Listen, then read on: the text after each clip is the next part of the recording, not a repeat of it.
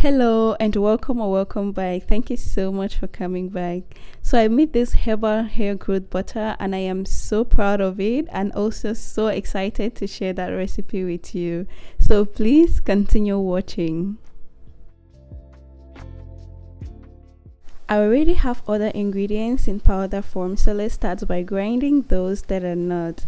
So you measure a tablespoon of cloves and a tablespoon of dry rosemary leaves. Add some bay leaves to it and put everything in your dry mill. Then bring them to powder.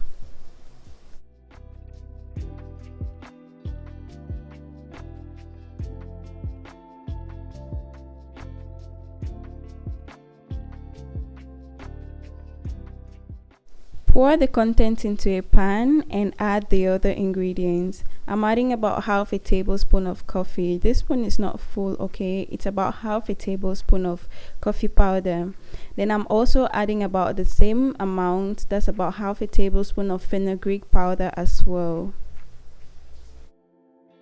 The next thing we are adding is the carrier butter. I am making use of shea butter here, and if you have other butters that you may like to mix with shea butter, you can go ahead and do just that. So I'm adding melted shea butter to these powders, after which I mix well and I cover it and set aside. I left this to infuse for 2 weeks, and in some mornings I woke up to butter that is already solidifying. In such mornings, I will just take it out in the sun. So we are in the rainy season now and we don't have sun every day, but whenever the sun showed up, I would just take the butter out, and I did this for 2 weeks.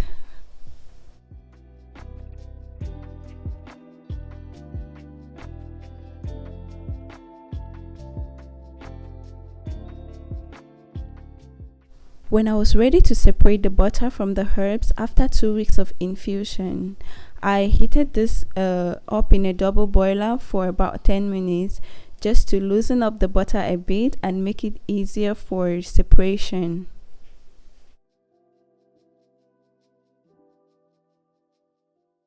I let this cool down to temperatures at which my hands could handle. Then for the first phase of separation, I made use of these stockings.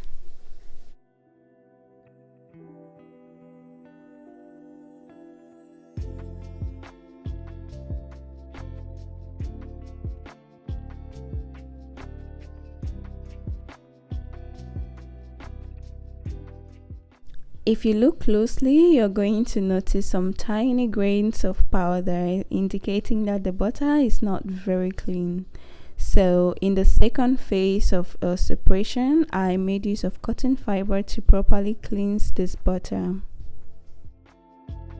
Because this butter is very rich with elements that facilitate hair growth and is going to be used directly on the scalp, proper cleansing is very necessary, since leaving these tiny grains in the butter might cause buildup on the scalp. This took quite some time to get the butter through the cotton fiber, and I had to find a way to suspend the funnel in something and just let the butter strain out.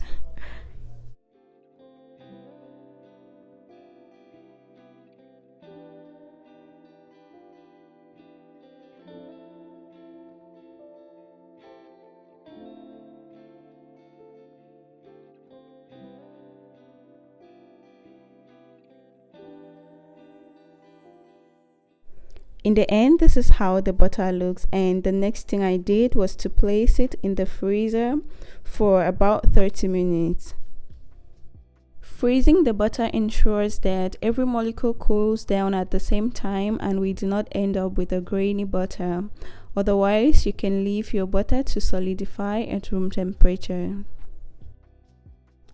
After that, you can use a hand mixer, a whisk, or even a spatula to whip your butter.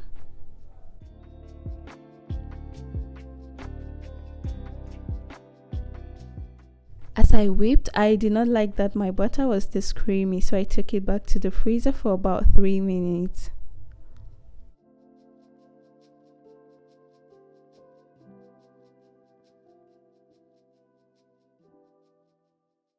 The next thing I used to enrich this butter with is oils. I added coconut oil, a tablespoon of castor oil, and I also added neem oil to it.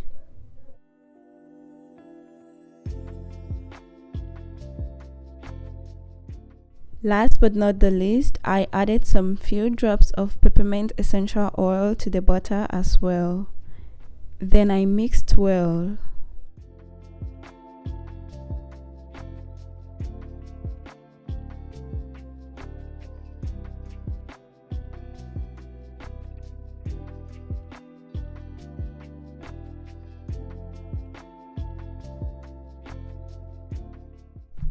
Our butter is now ready, and the next thing is to transfer it into a clean storage container. This butter is very rich and is going to help your hair to grow, and it's also going to help to keep your hair moisturized. But butters on their own do not moisturize the hair, so let's go ahead and apply this butter. First things first, you like to hydrate your hair with water or your hair growth spray. I am just using water in this video. After hydrating your hair with water, you can then go in with the butter to seal in that moisture. So guys, the reason for which I decided to make this butter was because I knew I would be very mobile by this time, and I am really so mobile, so unstable. So it is so difficult for me to use my hair growth spray. Sometimes I just leave them in the fridge and I'm gone. So with this butter, I have it in my bag and I can use it anywhere. That is, I can hydrate my hair with just water, and I use the butter knowing that the butter is also rich with a hair growth component.